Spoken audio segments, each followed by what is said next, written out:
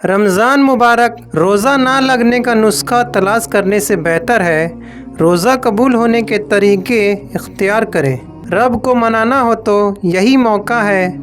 رمضان مبارک میں رب کو راضی کریں، 30 روزے پورے رکھیں۔ رمضان 2025 مبارک ہو۔ کس کس کو رمضان کا بے صبری سے انتظار تھا، کمنٹ میں لکھیے۔ آخر ہم بھی تو دیکھیں کس کس کو رمضان کا بے صبری سے انتظار تھا۔ بھارت کے 3 مہان اور نیک انسان، اورنگزیب عالمگیر رحمۃ اللہ علیہ، خواجہ معین الدین چشتی رحمۃ اللہ علیہ، ٹیپو سلطان شہید رحمۃ اللہ علیہ۔ ماشاءاللہ کمنٹ میں لکھیے۔ اپنی مشکلوں کو اپنے رب سے بیان کرو، سکون پاؤ گے انشاءاللہ۔ رسول اللہ صلی اللہ علیہ وسلم نے فرمایا، اللہ تعالیٰ قرض لینے والے کے ساتھ ہوتا ہے حتیٰ کہ وہ قرض ادا کر دے، جبکہ قرض اس کام کے لیے نہ ہو جو اللہ کو ناپسند ہے۔ سبحان اللہ۔ صبر کا اجر دیر سے صحیح مگر اللہ کی طرف سے بہترین ملتا ہے۔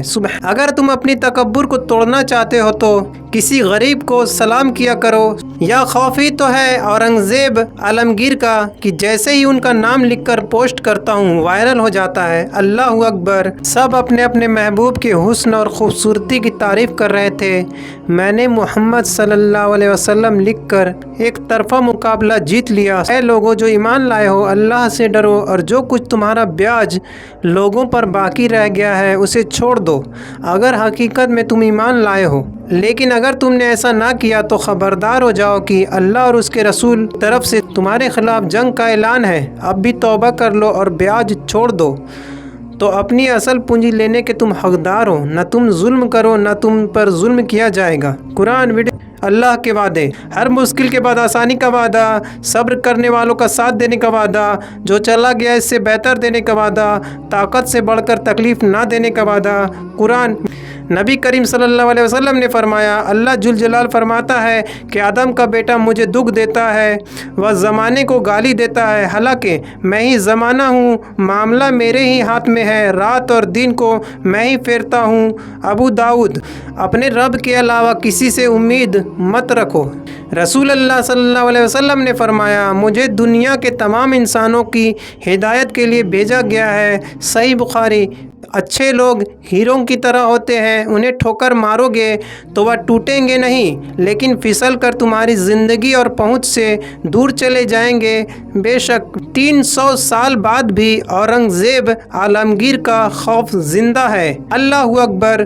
اور یاد کرو جب منافقین اور وہ لوگ جن کے دلوں میں روگ تھا یہ کہہ رہے تھے کہ ان مسلمانوں کو ان کے دین نے دھوکے میں ڈال رکھا ہے، حالانکہ جو کوئی اللہ پر بھروسہ کرے تو اللہ سب پر غالب ہے، بڑی حکمت والا ہے۔ قرآن سورۃ نمبر 8 آیت نمبر 49۔ 30 روزے، 30 سحری، 30 افطاری اور 30 تراویح کی نمازیں اللہ ہمیں نصیب فرمائے۔ رمضان مبارک۔ کمنٹ میں آمین لکھ دیں۔ رمضان مبارک سبھی کو۔ کس کس کو بے صبری سے رمضان کا ویٹ تھا، کمنٹ میں ویٹ لکھ دیں۔ حضرت محمد صلی اللہ علیہ وسلم کی ماں کی قبر دھنیہ ہے۔ اللہ کے رسول صلی اللہ علیہ وسلم کا مقصد کافروں کو مٹانا نہیں تھا بلکہ آپ کا مقصد کفر کو مٹانا تھا۔ رسول اللہ صلی اللہ علیہ وسلم نے فرمایا، لوگوں سلام عام کرو، کھانا کھلاؤ، صلہ رحمی کرو اور رات کے وقت جب کہ لوگ سو رہے ہوں نماز پڑھو، اس طرح تم سلامتی کے ساتھ جنت میں داخل ہو جاؤ گے۔ ترمذی۔ قرآن میں اللہ تعالیٰ فرماتا ہے، اور جب قرآن پڑھا جائے گا تو اس کی طرف کان لگا دیا کرو اور خاموش رہا کرو، امید ہے کہ تم پر رحمت ہو۔ قرآن۔ رسول اللہ صلی اللہ علیہ وسلم نے فرمایا، جس شخص کو یہ بات محبوب ہو کہ وہ ایمان کا ذائقہ چکھے، اسے چاہیے کہ کسی شخص سے صرف اللہ کی رضا کے لیے محبت کیا کرے۔ سبحان اللہ۔ تو ہی کرم کر اور تو ہی اس کا پھل بھوگ، کوئی کسی دوسرے کا پاپ کا بوجھ نہیں اٹھائے گا، ہر ویکتی کے لیے وہی ہے جیسا اس نے کرم کیا۔ قرآن سورہ نظم 53 آیت 38-39۔ کسی کو لات مارنے سے پہلے ہم خود کہاں کھڑے ہیں اس کا پتہ ہونا چاہیے۔ بے شک صرف اللہ ہی ہے جس نے ہمیں دیکھنے کے لیے آنکھیں اور سننے کے لیے کان دیے ہیں۔ نبی کریم صلی اللہ علیہ وسلم نے ارشاد فرمایا کہ جس شخص نے رمضان کے روزے ایمان اور ثواب کی نیت سے رکھے اس کے پچھلے گناہ بخش دیے جائیں گے۔ رسول اللہ صلی اللہ علیہ وسلم نے فرمایا جس نے ایک بال سوت زمین بھی ظلم سے کسی کی دبا لی تو قیامت کے دن ساتوں زمینوں کا توق اس کی گردن میں ڈالا جائے گا۔ صحیح بخاری۔ اور وہ وقت بھی قابل ذکر ہے جب شیطان نے ان کافروں کو یہ سمجھایا تھا کہ ان کے اعمال بڑے خوشنما ہیں اور یہ کہا تھا کہ آج انسانوں میں کوئی نہیں ہے جو تم پر غالب آ سکے اور میں تمہارا محافظ ہوں۔ پھر جب دونوں گروہ آمنے سامنے آئے تو وہ ایڑیوں کے بل پیچھے ہٹا اور کہنے لگا میں تمہاری کوئی ذمہ داری نہیں لے سکتا، مجھے جو کچھ نظر آ رہا ہے وہ تمہیں نظر نہیں آ رہا، مجھے اللہ سے ڈر لگ رہا ہے اور اللہ کا عذاب بڑا سخت ہے۔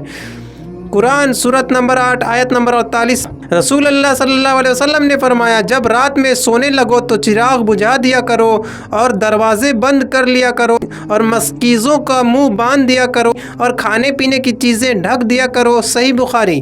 مسجد اقصیٰ کی وہ جگہ جہاں نبی صلی اللہ علیہ وسلم نے نماز پڑھی تھی، کوئی گھمنڈی ہی ہوگا جو لائک نہیں کرے گا۔ کچھ خاص کردار نہیں ہے میرا، بس لوگوں کی طرح میں نہیں بدلتا۔ وہ مسلمان ہو ہی نہیں سکتا جس کے پڑوسی اس کے اخلاق سے خوش نہ ہو، پڑوسی چاہے ہندو ہو یا مسلمان ہو۔ رسول اللہ صلی اللہ علیہ وسلم نے فرمایا حسن و حسین دونوں دنیا میں میرے دو پھول ہیں۔ سبحان اللہ۔ رسول اللہ صلی اللہ علیہ وسلم نے فرمایا جمعہ کے روز اس گھڑی کو جس میں دعا کی قبولیت کی امید کی جاتی ہے عصر سے لے کر سورج ڈوبنے تک کے درمیان تلاش کرو۔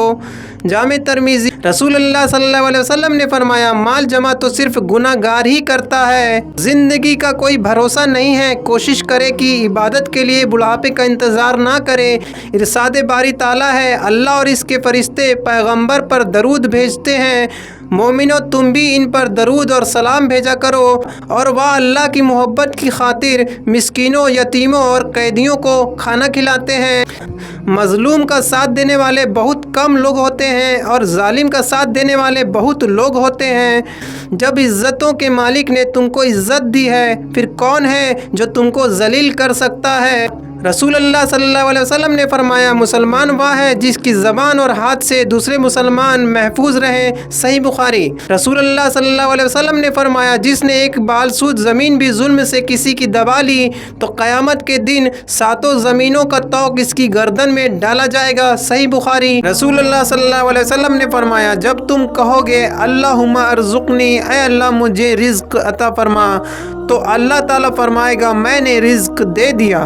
حضرت علی لوگوں سے انتقام مت لیا کرو، خراب پھل خود ہی درختوں سے گر جایا کرتے ہیں۔ مایوس نہیں ہوں میں کیونکہ مشکلیں دینے والا ہی آسانیاں بھی دیتا ہے۔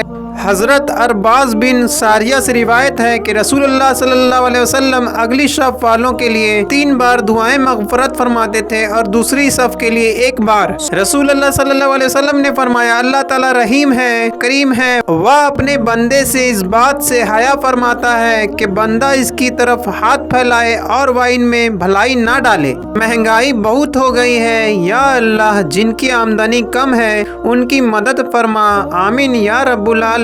آپ صلی اللہ علیہ وسلم نے دھوپ اور سایہ کے درمیان میں بیٹھنے سے منع کیا ہے، آدھا جسم دھوپ میں اور آدھا چھاؤں میں ہو۔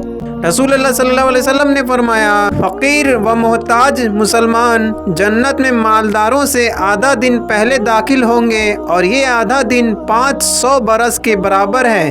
سفین ترمذی۔ رسول اللہ صلی اللہ علیہ وسلم نے فرمایا 5 چیزیں ہر مسلمان پر اپنے بھائی کے لیے واجب ہے، سلام کا جواب دینا، چھینکنے والے کا جواب دینا، دعوت قبول کرنا، مریض کی عیادت کرنا اور جنازے کے ساتھ جانا۔ سبحان اللہ۔ ویڈیو کو لازمی لائک شیئر سبسکرائب کیجیے۔ شکریہ۔